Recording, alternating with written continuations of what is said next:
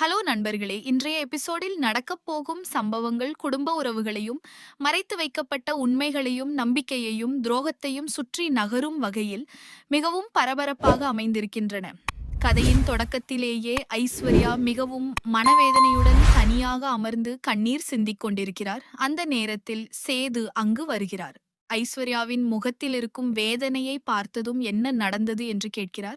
அதற்கு ஐஸ்வர்யா மனதிலிருந்த வருத்தத்தை வெளிப்படுத்தி, தனக்காக வாங்கி வந்ததாக கூறிய பரிசு உண்மையில் வேறு யாரோ வாங்கி கொடுத்தது என்பதை தெரிந்து கொண்டதாகவும், ஏன் தன்னிடம் பொய் சொன்னீர்கள் என்று மிகவும் வருத்தத்துடன் கேட்கிறார்.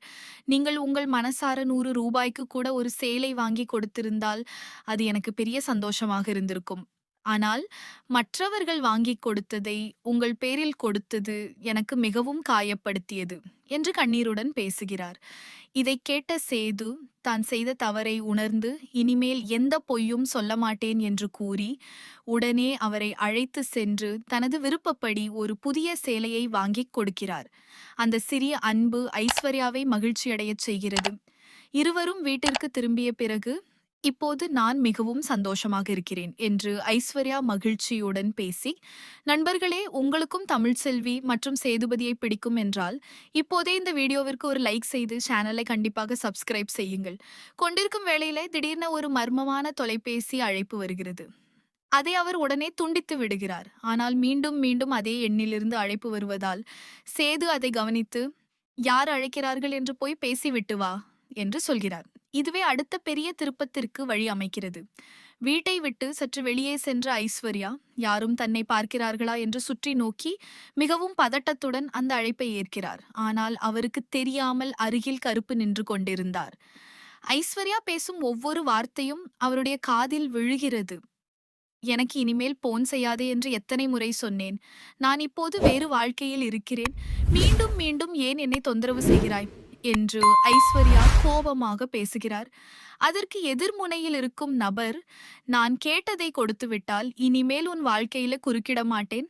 இல்லையென்றால் உன் புதிய குடும்பத்திற்கே வந்து நம்முடைய திருமணத்தை பற்றி எல்லோரிடமும் சொல்லிவிடுவேன் என்று மிரட்டுகிறார். இதை கேட்டதும் ஐஸ்வர்யா இன்னும் அதிக பதட்டமடைந்து, என்னுடைய வாழ்க்கையை கெடுக்க நினைக்காதே, நீ யாரிடமும் ஏதாவது சொன்னால் உனக்கு நல்லது நடக்காது என்று கடுமையாக எச்சரித்து அழைப்பை முடித்து விடுகிறார். இந்த உரையாடலை முழுவதுமாக கேட்ட கருப்பு அதிர்ச்சியில் உறைந்து போகிறார். இதுவரை மிகவும் நல்ல பெண் என்று நினைத்திருந்த ஐஸ்வர்யாவுக்கு ஏற்கனவே திருமணம் நடந்திருக்கலாம் என்ற சந்தேகம் அவருடைய மனதில் வலுவாக பதிகின்றது. உடனே இந்த விஷயத்தை மலரிடம் சென்று பகிர்ந்து கொள்கிறார். இருவரும் சேர்ந்து, இது சாதாரண விஷயம் அல்ல, உண்மை கண்டுபிடிக்கப்பட வேண்டியது அவசியம் என்று முடிவு செய்கிறார்கள். மலரும் கருப்பும் மிகவும் கவனமாக ஒரு திட்டத்தை தீட்டுகிறார்கள். முதலில் ஐஸ்வர்யாவின் மொபைல் எண்ணிலிருந்து அந்த மர்ம நபரின் எண்ணை எப்படியாவது எடுக்க வேண்டும் என்று நினைக்கிறார்கள்.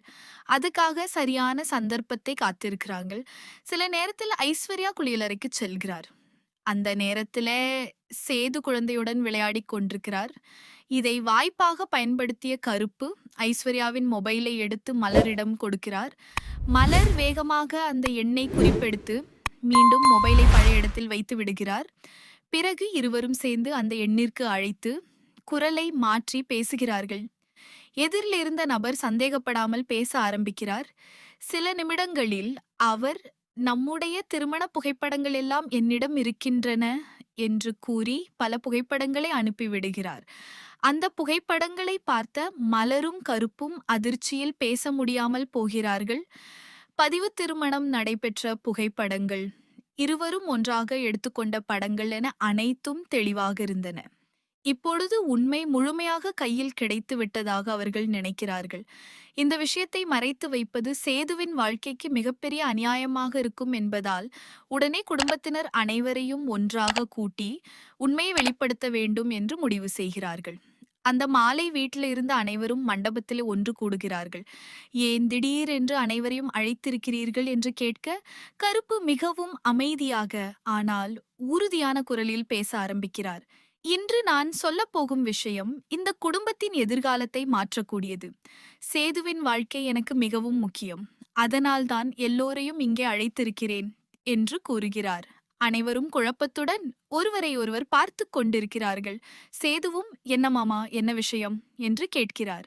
அதற்கு கருப்பு, "நான் கொஞ்ச நேரத்திற்கு முன்பு ஐஸ்வர்யா யாரோ ஒருவருடன் ரகசியமாக பேசுவதை கேட்டேன். பிறகு அவளுடைய போனில் இருந்த எண்ணை எடுத்து விசாரித்தோம். அதில் கிடைத்த ஆதாரங்கள் எல்லாம் பார்த்தபோது ஐஸ்வர்யாவுக்கு ஏற்கனவே ஒரு பதிவு திருமணம் நடந்திருக்கிறது என்பது உறுதியாக தெரிந்தது" என்று சொல்கிறார். இதை கேட்டவுடனே அங்கிருந்த அனைவரும் அதிர்ச்சியில் உறைந்து போகிறார்கள். ஐஸ்வர்யா மட்டும், "இது எல்லாம் பொய், என்னை பழிவாங்கவே இப்படி குற்றம் சாட்டுகிறார்கள்" என்று மறுக்க முயற்சிக்கிறார். ஆனால் கருப்பு அமைதியாக, "நீ உண்மையை சொன்னால் நல்லது, இல்லையென்றால் என்னிடம் இருக்கும் ஆதாரங்களை எல்லோருக்கும் காட்ட வேண்டிய நிலை வரும்" என்று எச்சரிக்கிறார். ஐஸ்வர்யா தொடர்ந்து தன்னை நிரபராதி என்று கூறிக்கொண்டே இருக்கிறார். "நான் சிறுவயதிலிருந்தே சேதுவை திருமணம் செய்து கொள்ள வேண்டும் என்று ஆசைப்பட்டேன். அவரை தான் காதலித்தேன். வேறு யாரையும் நான் திருமணம் செய்து கொள்ளவில்லை" என்று அழுகையுடன் பேசுகிறார். ஆனால் கருப்பு அவரிடமிருந்த புகைப்படங்களை சேதுவின் கையில் கொடுக்கிறார். சேது ஒவ்வொரு புகைப்படத்தையும் பார்த்தபோது அவருடைய கைகள் நடுங்க ஆரம்பிக்கின்றன. முகத்தில் இருந்த சிரிப்பு முழுவதுமாக மறைந்து ஏமாற்றமும் வலியும் மட்டுமே தெரிகின்றது. ராஜாங்கமும் அந்த புகைப்படங்களை பார்த்து அதிர்ச்சி அடைகிறார். "நாங்கள் உன்னை நல்ல பெண் என்று நம்பி என் மகனுக்கு திருமணம் செய்து வைத்தோம். இவ்வளவு பெரிய உண்மையை மறைத்து எப்படி இந்த வீட்டிற்குள் வந்தாய்?" என்று கோபமாக கேட்கிறார். குடும்பத்தில் இருந்த ஒவ்வொருவரும் அதிர்ச்சியிலும் அவமானத்திலும் நிற்கிறார்கள். யாரும் இதுபோன்ற உண்மையை எதிர்பார்க்கவில்லை. சேது அமைதியாக நின்று கொண்டிருந்தாலும் உள்ளுக்குள் அவர் முற்றிலும் உடைந்து போயிருக்கிறார். இனி உண்மையை மறைக்க முடியாது என்பதை உணர்ந்த ஐஸ்வர்யா கண்ணீருடன் அனைத்தையும் ஒப்புக்கொள்கிறார். கல்லூரியில் படித்த காலத்தில் ஒருவரை காதலித்து